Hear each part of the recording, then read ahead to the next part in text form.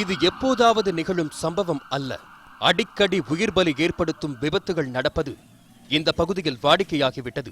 சேலம் மற்றும் தருமபுரி மாவட்டங்களின் எல்லை பகுதியான தொப்பூர் பகுதியில்தான் இதுபோன்ற விபத்துகள் தொடர்கதையாகி வருகின்றன. வாரத்திற்கு குறைந்தது 2 விபத்துக்களாவது நடைபெறுவது வாடிக்கை என்கிறார் தொப்பூரைச் சேர்ந்த கருணாகரன்.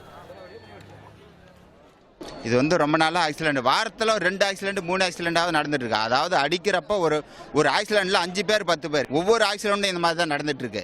பட் இது எத்தனையோ தரம் சொல்லி பார்த்துட்டாங்க, அவங்களும் எந்த ஸ்டெப்பும் எடுக்கிற மாதிரி இல்லை. ஏற்கனவே ஐயப்ப பக்தர்கள் 20 பேர் இந்த பகுதியில் ஏற்பட்ட விபத்தில் பலியானதில் இருந்தே இங்கு மேம்பாலம் அமைத்து தர வேண்டும் என கோரிக்கை வைத்து வந்தாலும் இதுவரை யாரும் கண்டு கொள்ளவில்லை என்றும் குற்றம் சாட்டுகின்றனர் இப்பகுதி மக்கள்.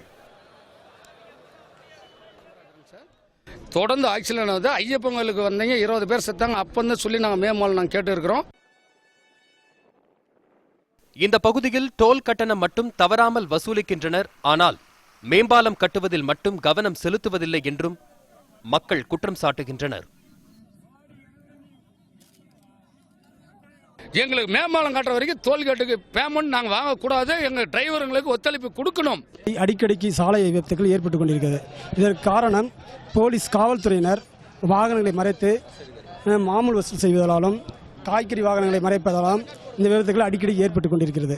இந்த விபத்துகளை தடுக்குவதற்காக பல முறை மாவட்ட கலெக்டரிடமும் காவல்துறை அதிகாரிகளிடமும் தருமபுரி மாவட்ட கலெக்டர் அவர்களிடமும் பொதுமக்கள் சார்பாக கோரிக்கை மனுக்கள் கொடுத்துள்ளோம். இதுவரை துரித நடவடிக்கை எதுவும் எடுக்கப்படவில்லை.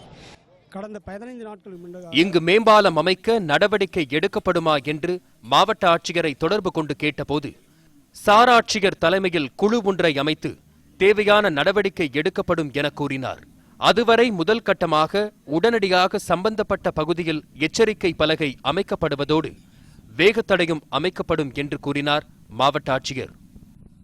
இப்பகுதி மக்களின் பெரும்பாலானவர்களின் கோரிக்கையை இந்த பகுதியில் மேம்பாலம் அமைத்தால் இந்த விபத்துகளை தடுக்கலாம் என்பது இப்பகுதி மக்களின் பெரும்பாலானவர்களின் கோரிக்கையாக இருக்குது.